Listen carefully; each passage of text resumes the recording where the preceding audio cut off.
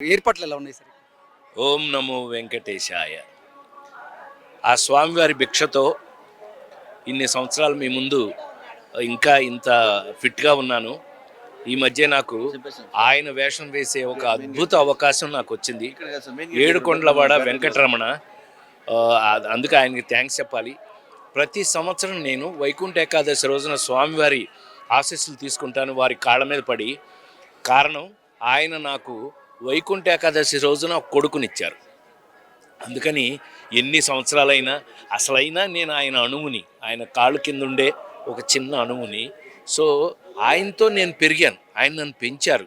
ఇలాగే మీరందరూ కూడా ఇప్పుడు నేను చేసుకున్న దర్శనం మీ అందరూ చేసుకున్నట్టుగా భావిస్తూ మీరందరూ ఆ స్వామివారి దర్శనం చేసుకుని పునీతులు కావాలని, మహా ఆనందంగా జీవితంలో ఉండాలని మరోసారి కోరుకుంటున్నాను.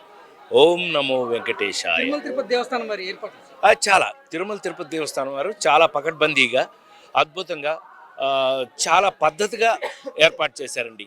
చాలా వీలైనంత మంది, ఎక్కువ మందికి ఈసారి దర్శనం దొరుకుతుందని, మరి ముఖ్యంగా వైకుంఠ దర్శనం దొరుకుతుందని నేను మనస్ఫూర్తిగా కోరుకుంటున్నాను. స్వామివారి బ్లెస్సింగ్స్ కూడా అలాగే ఉంటాయి అందరికీ. ఎందుకంటే ఏర్పాట్లన్నీ అలా ఉన్నాయి. చాలా స్మూత్గా వెళ్ళిపోతుంది. చాలా అద్భుతంగా అరేంజ్ చేశారండి. అందరికీ కూడా పేరు పేరున థ్యాంక్స్. దేవస్థానం వారికి నమస్కారం.